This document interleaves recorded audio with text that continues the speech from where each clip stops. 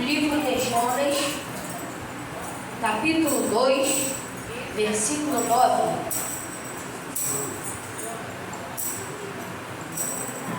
Estarei pregando em cima do tema que tem o nome dele: do Senhor vem a salvação. Jonas, capítulo 2, versículo 9. Todos os que acharam, digam amém. Amém. Assim diz a palavra do Senhor. Mas eu te oferecerei sacrifício com a voz do agradecimento.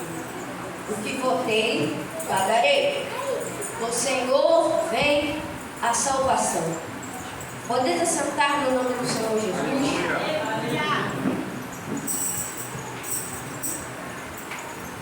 O livro de Jonas conta a história de um profeta desobediente e sem compaixão.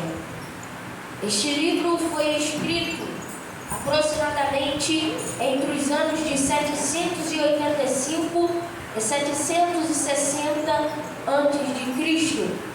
e tinha o propósito de mostrar a extensão da graça de Deus e que a mensagem da salvação é para toda a humanidade. Este livro foi destinado ao povo de Israel e a todo o povo de Deus em qualquer lugar do mundo. O profeta Jonas precedeu a Amós e ensinou durante o reinado de Jeroboão II, que reinou entre 793 a 753 a.C. aproximadamente, como diz em 2 Reis, capítulo 14, versículo 23 ao versículo 25. Esta passagem vai nos dar mais detalhes sobre o profeta Jonas e a sua participação no reinado de Jeroboão II. Se formos trazer a história de Israel, podemos ver que a Síria era o maior inimigo de Israel e conquistou esta nação em 722 a.C. aproximadamente. O arrependimento de Nínive pode ter durado pouco, pois essa nação foi destruída em 612 a.C. aproximadamente. Este livro se difere dos demais livros proféticos, pois não tem sua ênfase na mensagem do profeta Jonas dada por Deus ao povo de Nínive, mas conta apenas a história do profeta. Na verdade, podemos aprender com a história do profeta que se relata neste livro. Este livro é uma narrativa histórica e apenas um versículo traz o resumo de sua mensagem ao povo de Nínive. Este livro também foi mencionado por Jesus Cristo como um retrato de sua morte e ressurreição. Está escrito em Mateus, capítulo 12, versículo 38 ao 42.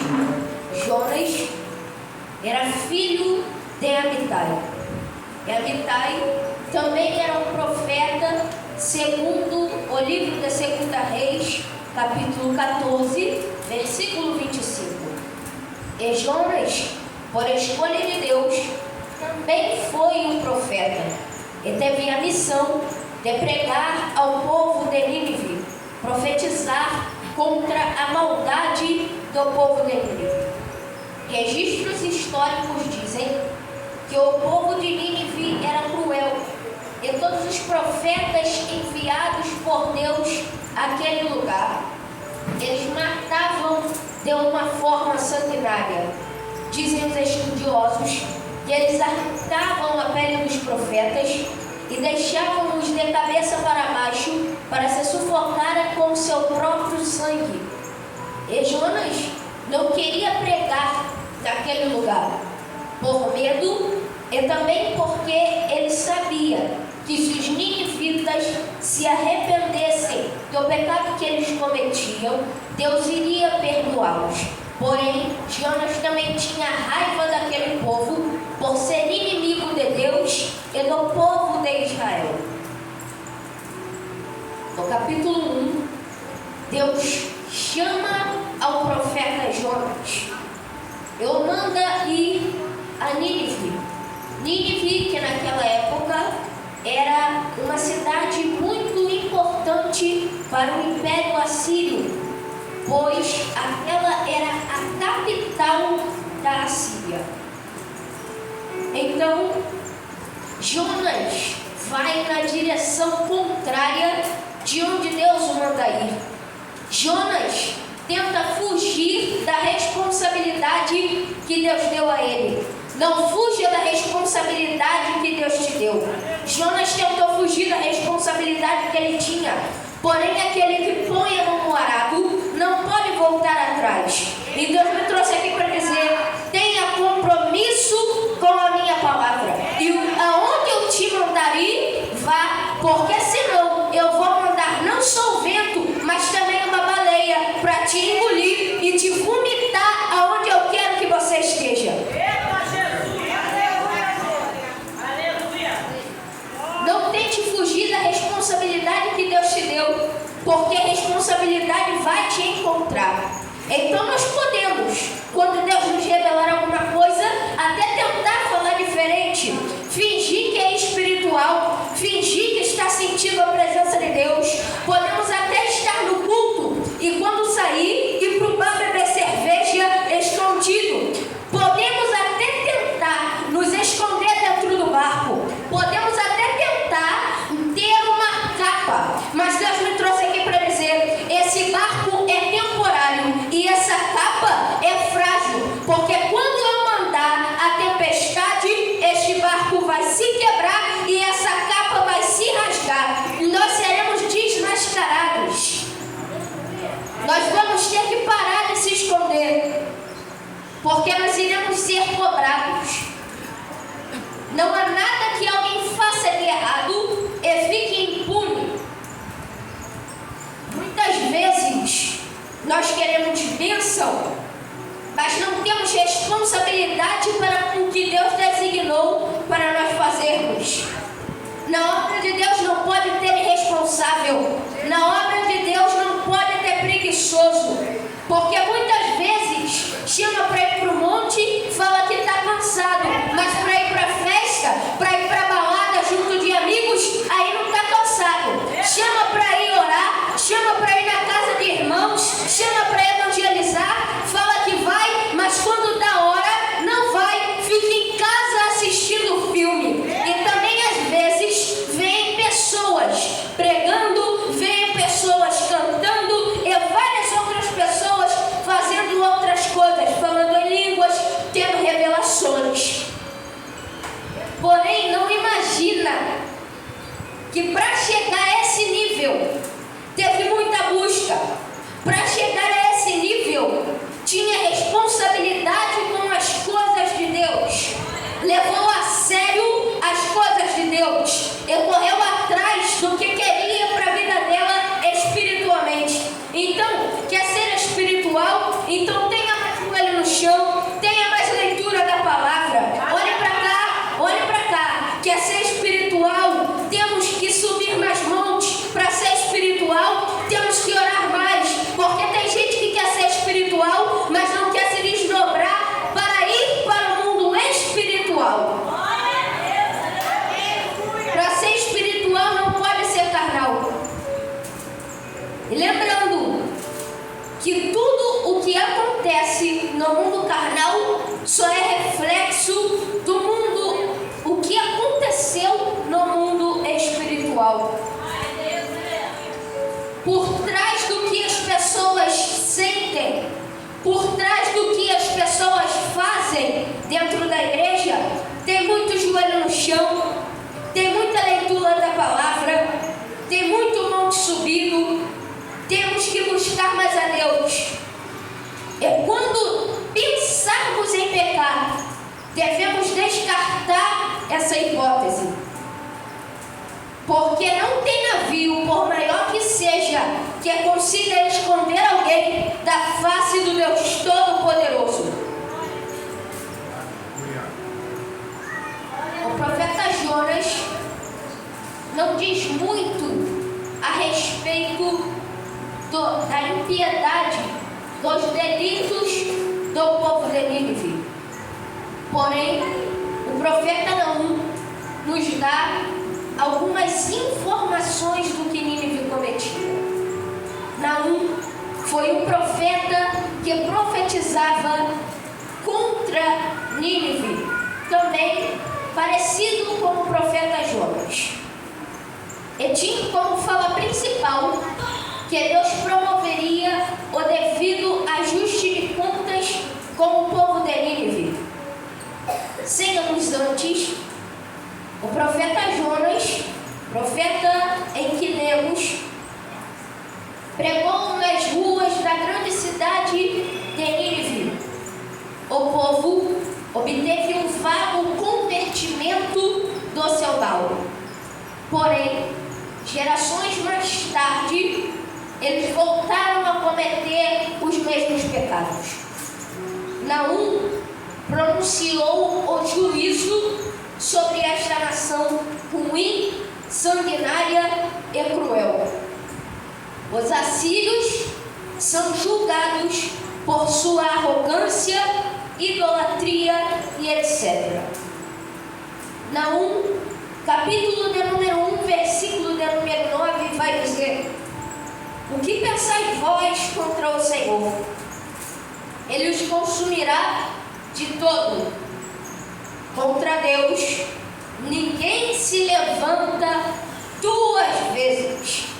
Aqui, Naum está falando que o povo de Nínive conspirava contra Deus, pensava contra Deus, porém eles nem imaginavam que o nosso Deus é onisciente, onipresente e onipotente, que sabe de tudo, está em todo lugar ao mesmo tempo e tem o poder sobre tudo. E Ele também não mudou. Ele é o mesmo ontem, Ele é o mesmo hoje e Ele será o mesmo eternamente. E os mesmos que cometerem os mesmos pecados de Nínive terão os mesmos castigos de Nínive. Então nem pense ser igual a ela, porque senão será igual a ela. Se pensarmos ser igual a ela, se fizermos as mesmas coisas que Nínive fazia, seremos igual a ela e teremos assim o mesmo castigo que ela teve. Naum, capítulo 2, versículo 12, Naum fala figuradamente da exploração dos desamparados que Nínive cometia e também da crueldade que os soldados ninivitas tinham em suas guerras. Vai dizer: o leão matava algum animal, eu repartia com a leoa e os filhotes.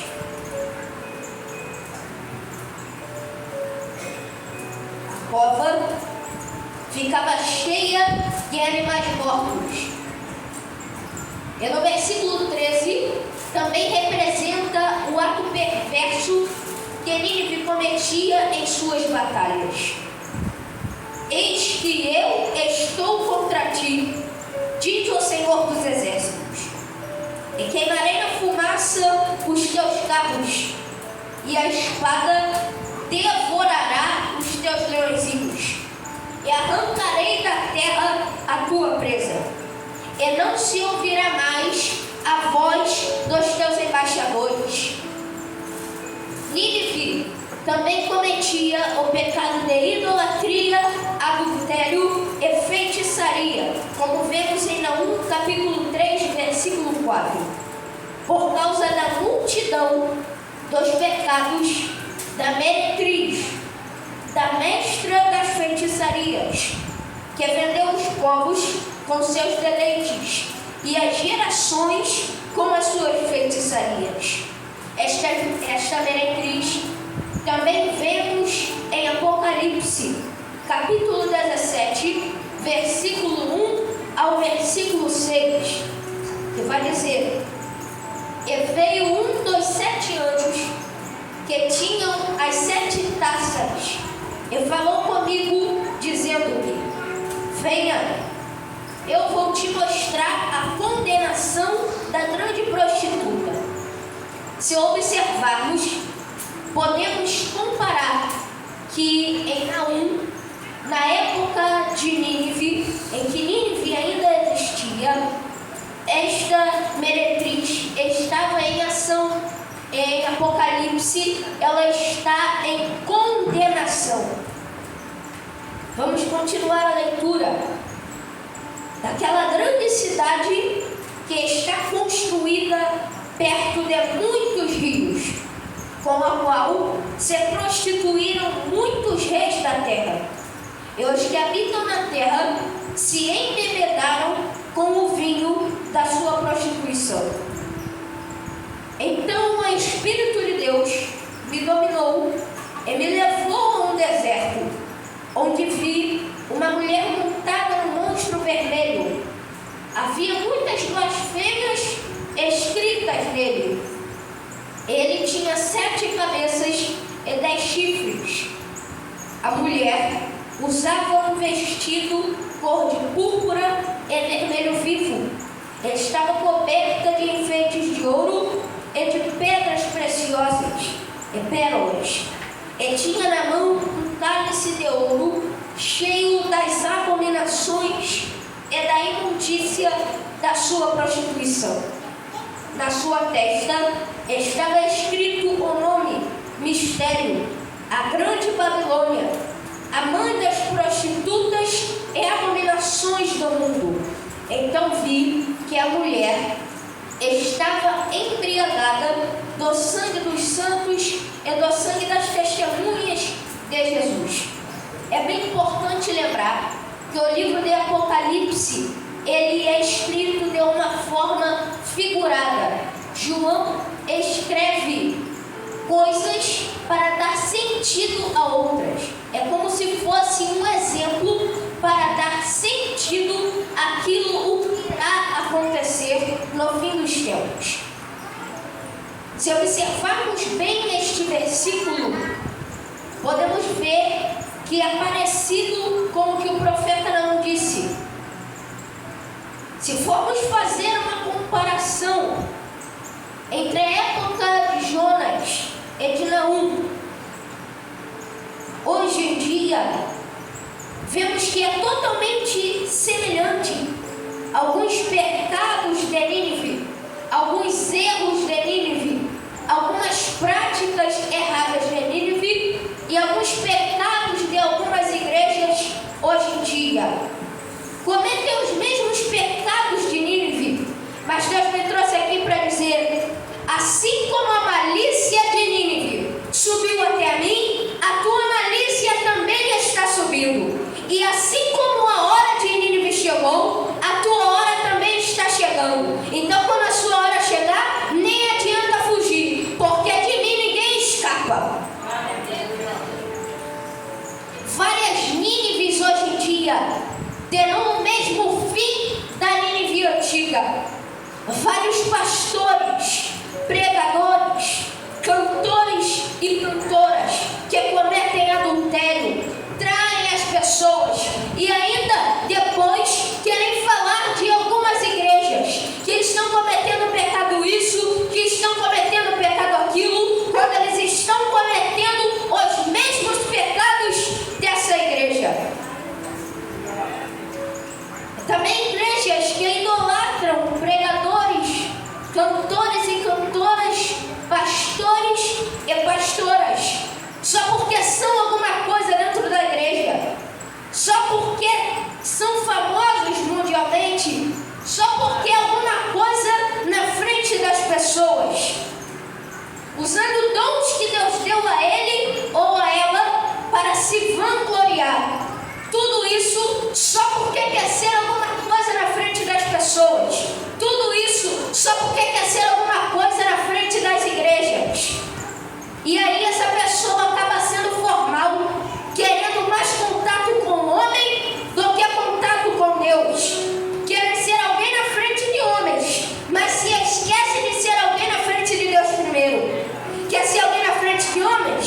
Então seja alguém na frente de Deus primeiro. Não devemos nos preocupar com a nossa posição social, mas devemos nos preocupar com a nossa posição espiritual. Não priorize sua posição social, mas priorize a sua posição espiritual. A Bíblia vai dizer: buscai primeiro o reino de Deus, e as demais coisas vos serão acrescentadas. Sabe o que a palavra está querendo dizer aqui? Pare de querer ter fama. Pare de querer ser alguém na frente de pessoas, procurando pessoas famosas, só para querer ter fama junto com elas.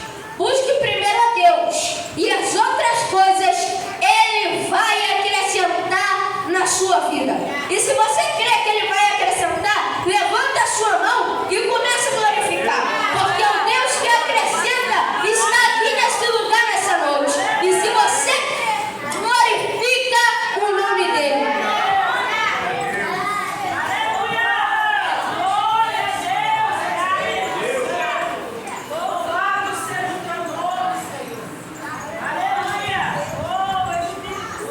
Glória a Deus. Jonas tentou fugir, não só de Deus, mas tentou também fugir da responsabilidade que Deus deu a ele, do que Deus mandou ele fazer. Quando Deus mandar nós fazermos alguma coisa, não podemos tentar fugir da nossa responsabilidade.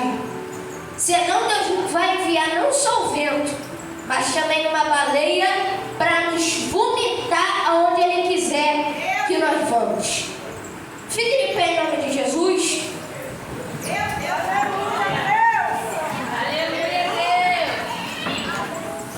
o Ministério do Louvor em nome de Jesus puder fazer um som.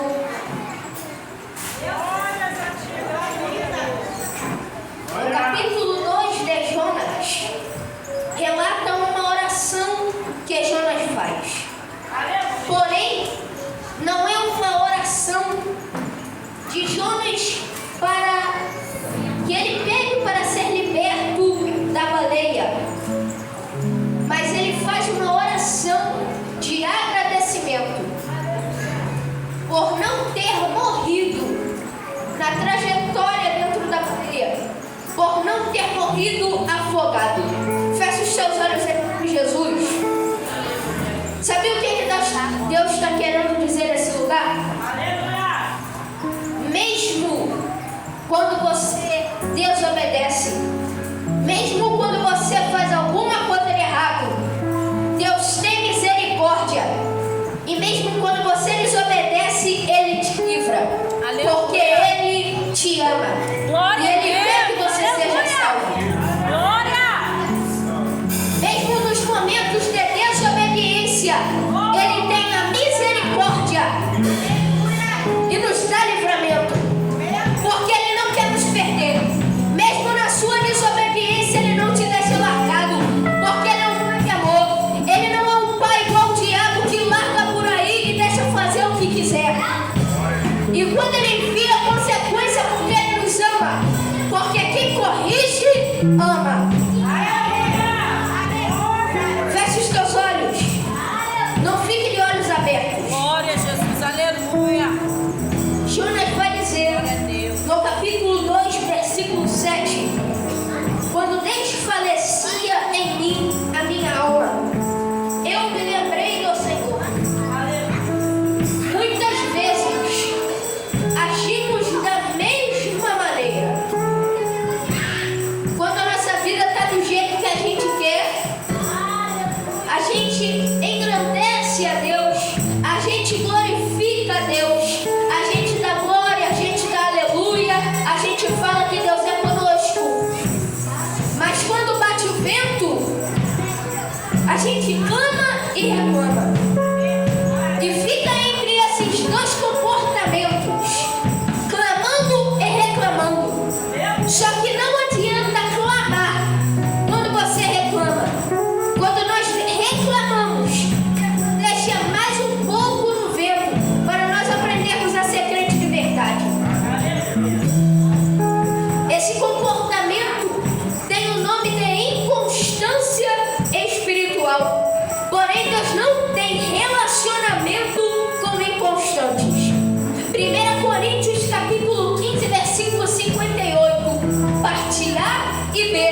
vai dizer: portanto, meus amados irmãos, sede firmes e constantes, sempre abundantes na obra do Senhor.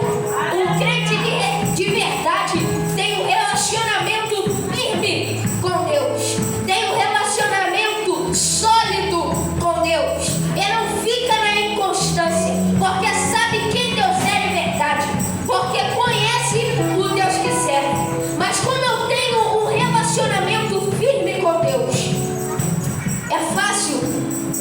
Na prova, glorificando. Dentro da baleia, glorificando. Momento de bênção, glorificando. Momento de vento, também glorificando. Porque quando nós glorificamos, Deus nos livra.